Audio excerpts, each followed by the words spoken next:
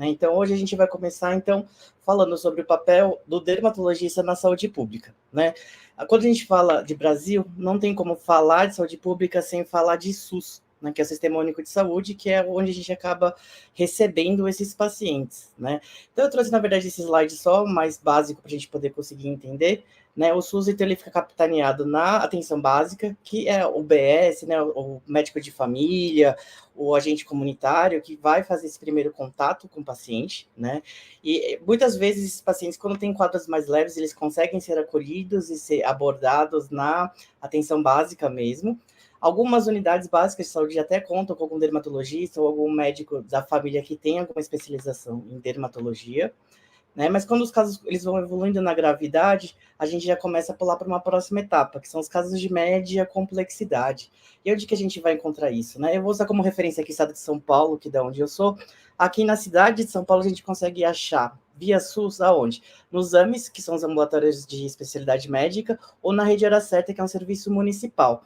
Nesse lugar, o paciente ele já consegue ser acolhido, então o dermatologista ele já tem uma ação direta na saúde e qualidade de vida do paciente. Em casos mais complexos, que envolvem tratamentos mais com um arsenal terapêutico maior, alguns procedimentos cirúrgicos, eles acabam indo para os serviços de alta complexidade, que podem ser hospitais terciários, quaternários, né? E aí, o que é o desafio, então, quando a gente pensa em SUS? Porque no papel está tudo coberto, né? Está tudo funcionando bem.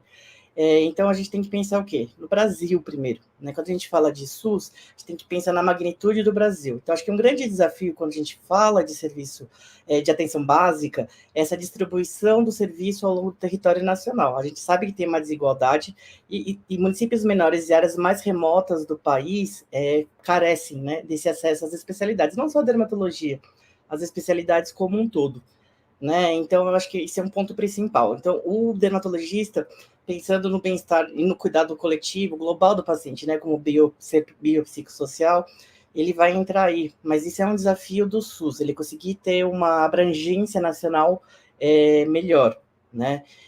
Então, o que acontece? A gente acaba tendo poucos profissionais, uma alta demanda, e a gente acaba vendo um tempo de espera para o tratamento, para o diagnóstico, para o acolhimento desse paciente muito longo, né? Muitas vezes os pacientes acabam desistindo, procurando a via complementar, um serviço particular, ou às vezes acabam até falecendo mesmo de alguma comorbidade dermatológica sem o tratamento e o diagnóstico adequado, né?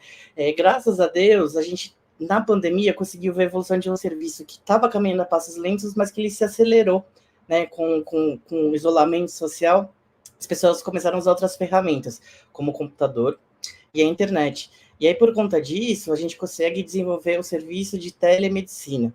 Então, hoje, no serviço básico, a gente começa a ver uma expansão desse acesso à telemedicina. Em alguns países, como Portugal, por exemplo, esse serviço ele já é bem direcionado.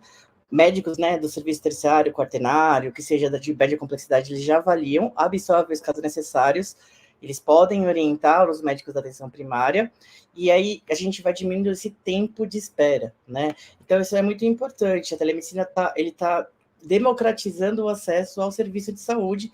A gente pode, aqui no Brasil, por exemplo, a gente tem o estado de Santa Catarina, que é um estado pioneiro, que tem uma abrangência de telemedicina muito grande, né? Então, é uma coisa que é bacana.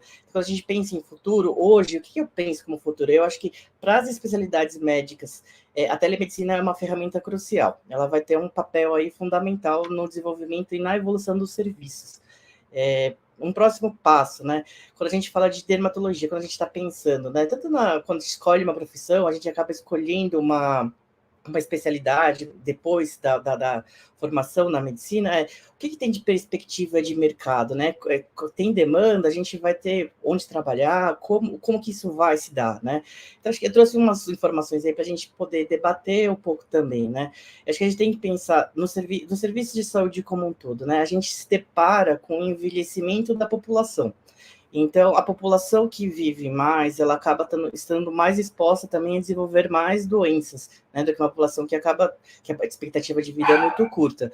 Então, sim, graças a Deus, a expectativa de vida no Brasil tem aumentado, e com isso a gente tem visto, não só, né, no envelhecimento, então, pessoas mais idosas, então elas vão sofrer, por exemplo, mais de câncer de pele, por exemplo, né, e também a gente pode falar sobre esse awareness, sobre os cuidados da pele e o bem-estar. Então, uns tabus têm sido quebrados na nossa sociedade. As pessoas elas têm encarado o cuidado com a pele como uma coisa de saúde mesmo, não como uma coisa só de beleza, né? Então, estar bem com a sua pele, com o seu corpo é algo importante. Então, a gente vê, por exemplo, a maior adesão ao uso do protetor solar, né? Se a gente pensar 20, 30 anos atrás, né, o conceito era bronzear, ficar muito, ter a marca, né, do bronzeamento.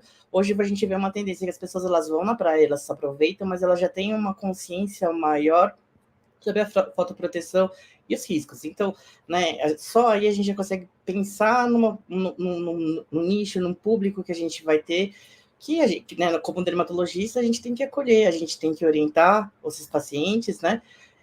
Um outro aspecto que nós podemos olhar também e pensar com mais atenção também seria esse acesso à saúde. Então, apesar de eu ter falado, né, que tem uma dificuldade no SUS e tudo mais, eu ainda olho com olhos positivos. Se a gente comparar o acesso a um dermatologista de 20 anos atrás, mesmo na atenção básica, mesmo com a fila, hoje nós temos mais pessoas tendo acesso a essa especialidade, mais acesso à saúde do que no passado, né?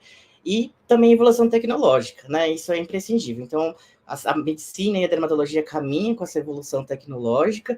Então, por exemplo, eu citei a telemedicina, então é uma forma de nós podermos realizar consultas com os pacientes, fazer um tratamento adequado com o paciente, e também a tecnologia, ela auxilia nos tratamentos mesmo, seja tratamento estético, seja tratamento de doenças. Então, né, a gente consegue olhar que aquele médico que tem a dermatologia e que se envolve, né, se empodera com esse arsenal tecnológico, ele acaba se posicionando melhor, né, tendo uma expertise maior, né. Uma outra pergunta que eu trouxe, né, que a gente trouxe depois para a gente, eu estou jogando os temas aqui para a gente poder ir pensando e elucubrando um pouquinho, porque eu quero conversar com vocês, na verdade, na live, né. Uma outra provocação que eu quero fazer é essa acessibilidade aos serviços dermatológicos, né.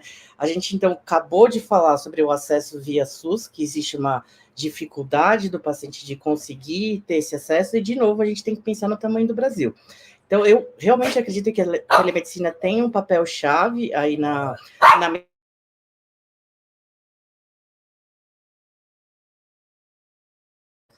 Então, a gente vê que a telemedicina tem um papel-chave, né? E para democratizar, para rastreio de neoplasia, para cometimento de tratamento de doença inflamatória, para tratamento de que seja de beleza mesmo, procedimento estético, né? Para a gente conseguir ajudar mesmo os pacientes, né?